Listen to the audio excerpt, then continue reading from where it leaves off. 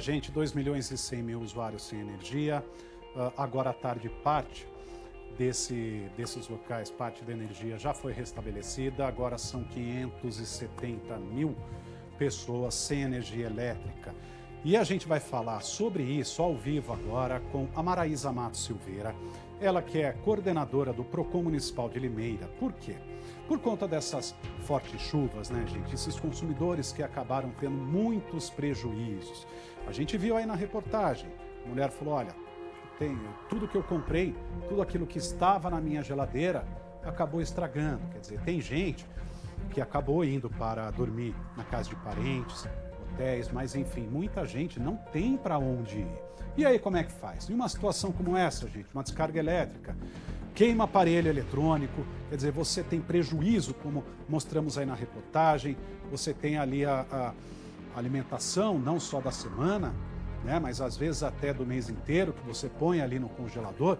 Então, Maraísa, agradeço muito, viu, pela sua participação aqui no Tá No Ar Campinas. E diante de uma situação como esta, qual é o primeiro passo que o consumidor, que o cidadão deve tomar numa situação como essa? Boa tarde.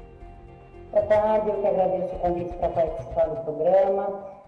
Realmente a gente está passando por um momento muito difícil, muito complicado em todo o estado de São Paulo, né? O consumidor, um número muito grande de consumidores foram lesados em razão dessas fortes chuvas e ventania que aconteceram em todo o estado, e essa conta evidentemente não pode ser paga pelo consumidor. Mesmo que a gente veja aí um caso fortuito, força maior, ou seja, um caso imprevisível que ultrapassou aquilo que a empresa tinha condições, né, de número de atendentes inferiores ao estrago, mas esse prejuízo não pode ficar por conta do consumidor. Então, a orientação dos PROCONs agora, do PROCON de Limeira, é que o consumidor faça a prova de tudo aquilo que aconteceu, de quais foram os seus prejuízos, faça um vídeo, né, fotografe, e não deixe de reclamar e de registrar, primeiramente na empresa, qual foi o seu prejuízo e pedir o ressarcimento. Por que primeiramente na empresa?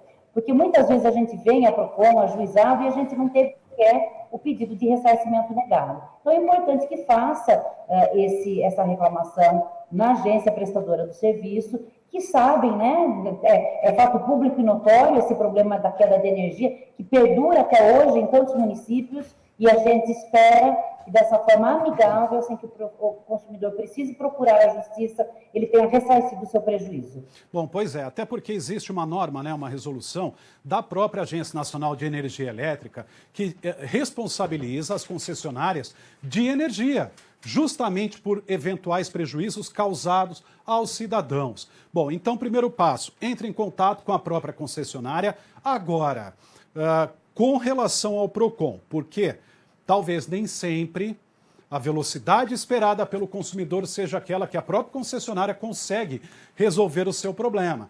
Então, aí, ele procurando o PROCON, não é? Quais são os documentos, aquilo que ele pode fazer e as provas que ele tem que levar?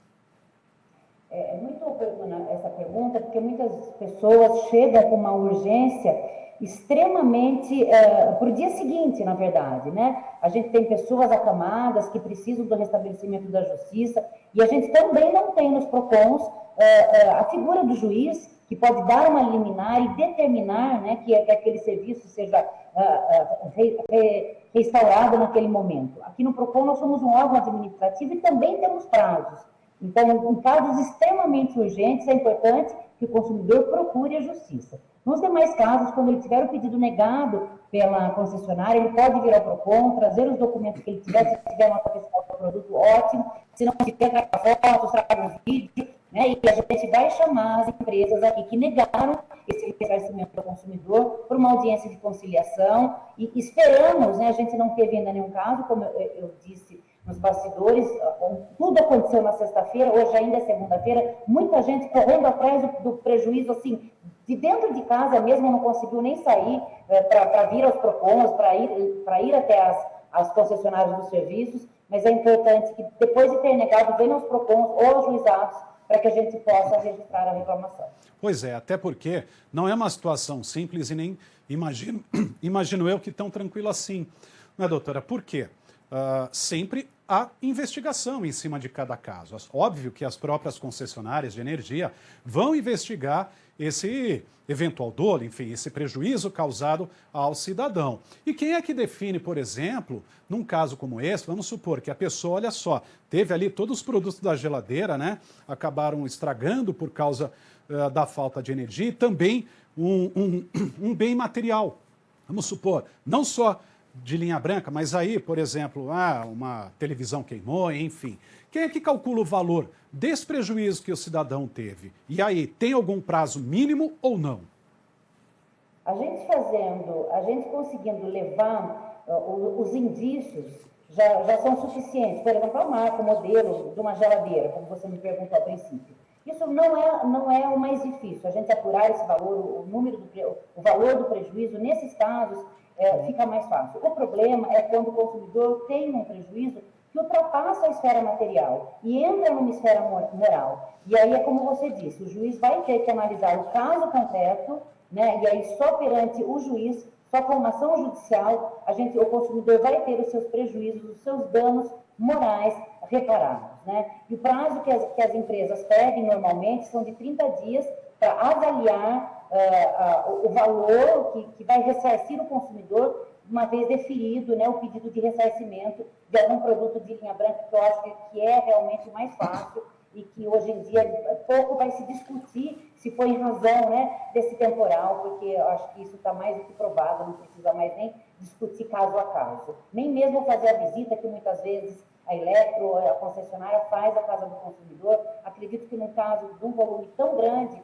né, que tantas pessoas ficaram prejudicadas, e todo mundo sabe, né, que foi em razão dessa falta de energia, eu não acredito que deva demorar o procedimento, porque já está mais do que comprovado que a falta de energia, e perdurando dias, né, deve ter estragado realmente muitas coisas. Pois é, teve esse ônus imenso, mas ainda tem que ter muita paciência também, infelizmente, né, doutora? Sim, nesse momento o consumidor precisa ter paciência. Eu sei que é muito difícil, mas como você disse aí no começo da entrevista, todo o pessoal está na rua tentando restabelecer energia para todos. Houve um prejuízo para o consumidor, isso é fato. Ele precisa ser ressarcido, isso é fato. Mas talvez não seja na velocidade que ele espera nesse momento, em razão desse caos, né, que a gente vivenciou aí nessa última sexta-feira. Então, por isso que é importante que o consumidor faça uma avaliação daquilo que ele perdeu, tire fotos, faça vídeo, documente, faça o pedido de ressarcimento, né? Existe a possibilidade, a gente ainda não tem essa resposta, mas existe a possibilidade, acredito e espero que a Eletro faça, né, as devoluções o mais rápido possível, sem agendar vistorias e visitas técnicas, porque a gente tem um fato que tornou público, e que todo mundo sabe que em razão realmente desse apagão, o prejuízo foi muito grande, e que resolva a situação pontual do consumidor. Poder resolver ele com diversas outras opções, como eu disse, nos propôs, os juizados especiais e a própria justiça comum. Se tiver muita urgência, não tem outra forma, o consumidor precisa procurar a justiça e aí talvez consiga uma liminar para ter a sua energia restabelecida imediatamente. Tá bom. Doutora, muito obrigado, viu, pelos seus esclarecimentos, sua participação aqui no Tá No Ar Campinas. Uma ótima tarde, excelente semana para a senhora. Muito obrigado.